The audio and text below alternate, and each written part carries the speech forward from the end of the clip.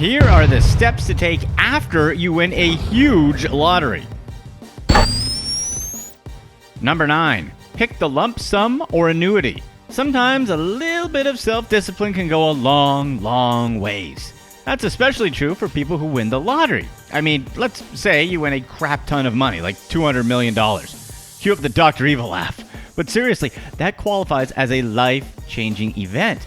And while it would be tempting to cash the winning ticket for $200 million, well, considerably less once the government takes their cut.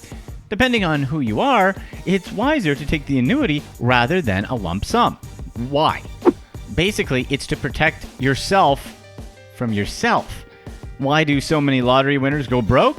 Why do so many professional athletes go broke? Basically, it's just the fact that they spend more than they earned.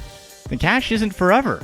Basically, if you can't keep the same lifestyle after life-changing money, well, the annuity is probably the best option to take.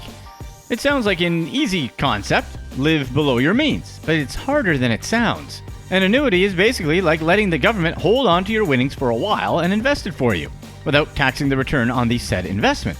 The annuity also continues after you die, assuming you pass on to the afterlife within 30 years of your winnings. So it becomes a part of your estate. Once you die, your estate can take out a lump sum so the IRS can only tax the estate once. Of course, if you have insane self-discipline and you understand finance pretty well, then yes, take the lump sum. It makes much more sense because, let's be for real, the numbers don't lie. Or do what I do, take the lump sum and don't touch the principal and live off whatever the principal makes. Number 8, hire a team. Mo money, mo problems. Biggie wasn't lying. You definitely will want to hire a team of professionals to help you manage that money. You'll basically want an accountant, a fiduciary, and an attorney. A fiduciary is obligated to give you objective advice about how to go about managing your new fortune. They can also be the bad guy along with your attorney.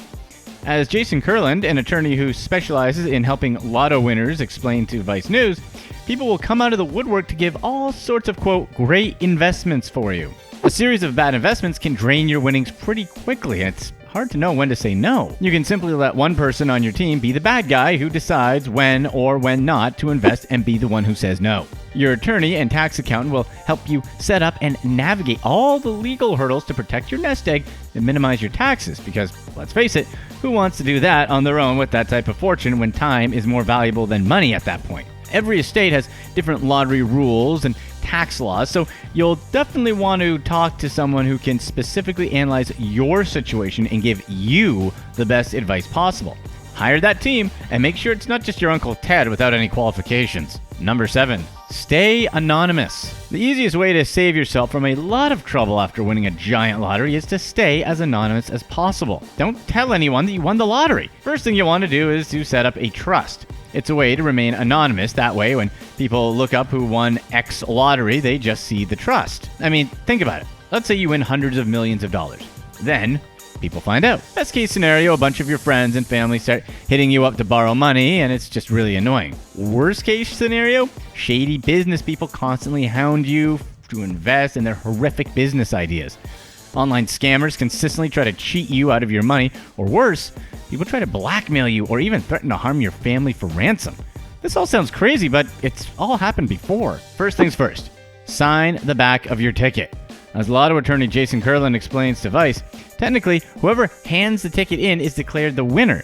If you sign the back of it, you secure that it's yours. Okay, so there's that. Forbes contributor Robert Paglierini, an expert on sudden wealth, recently wrote about something called a claiming trust. This means that as the lottery winner, you assign the ticket to a trust, which then claims the prize and holds it for a short period of time.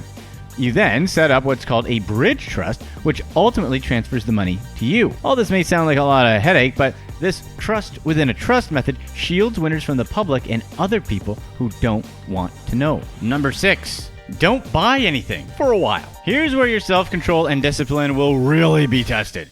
If you win the lottery, don't make any major purchases that you wouldn't normally make for at least 3 months up to a year. And that time period really varies from person to person. Really, it's probably just best to do a year. You gotta get used to the money and let that initial shock wear off.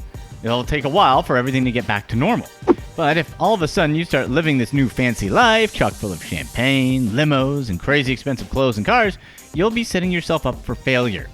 I'm not even mentioning what the money can do to your relationships and how, with a new flash lifestyle, people start to look at you differently. In other words, live your normal life for a while. Keep your day job, stay in the same house, and don't deviate too far from your normal spending habits. Sure, maybe you'll splurge on a nice dinner a bit more often, but for the most part, the more you maintain your usual routine, the better off you'll be in the long run. Number 5, pay off debts. If you have any debts, the first spending you should do with the money is to start paying off all your debts if you have any. Credit card bills, student loans, etc. Yep, even paying off your mortgage is smart, unless your interest rate is ridiculously low and it's lower than the return you'd earn in some other investment. That's another discussion, really. According to Forbes writer Deborah L. Jacobs, paying off your debt is really the best investment a person can possibly make, and that's something I'd have to agree with. She said, quote, "When you've paid down $1 of debt, that's $1 you no longer owe. When you invest $1, you can't be sure whether it will grow or shrink." True. Number 4, make and live on a budget. Generally speaking, making a budget and abiding by it is a good practice to live by no matter how much money you have. But when you suddenly win a whole bunch of money, it can be easy to think that the money can just last forever and not worry about a budget at all. The truth is, no matter how much money you have, you'll always have to manage it, and you'll always need to be smart with your finances. By the way, you can totally spend some money on yourself and friends after the initial waiting period is over. It's okay to take a vacation, buy a new car, enjoy a fancy dinner now and again. The key is to figure out how you can make the money last a lifetime, maybe more, and basically let the money work for you. Even with millions of dollars, it's really easy to light it on fire and blow through a few million in a very short time. Setting weekly, monthly, and yearly boundaries will help you avoid the pitfalls of spending too lavishly and burning through all of the money. Like I said earlier, the safest bet is to not touch the principle for spending. Just think, you've made it this far without spending crazy amounts of money, so why not keep that going and save your newly acquired fortune? Number 3, make the right picks. We've always been taught to invest our money, let our money work for us. Let's not forget, Warren Buffett made 99% of his money after he turned 50 because of the magic of compound interest on the hundreds of millions he already made. However, you'll want to avoid bad investments. Now, what exactly constitutes a bad investment? Well, if your friends suddenly start coming up with new business ideas after you win the lottery, chances are it's a really bad investment. In fact, most new businesses fail. You gotta invest your money and let your nest egg grow. But you don't need to swing for the fences.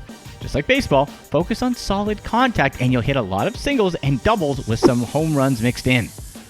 Matthew Goff, a Houston-based finance advisor, told MarketWatch that lottery winners should divest their fortunes after they set up an annuity and pay their taxes. He recommends putting most of the money in a short-term corporate bonds.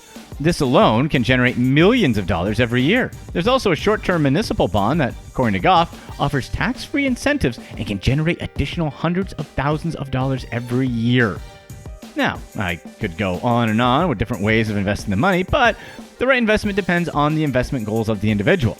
You just got to make sure you have someone who's qualified helping you make the right decisions so you can reach your financial goals. Number 2, no new friends. Practice saying no. If you happen to win the lottery one day, you'll notice a very odd trend. You'll suddenly have a lot of people who want to be friends with you all of a sudden. Now, it very well may be the case that they're drawn to your winning personality. However, more often than not, these people are after your money.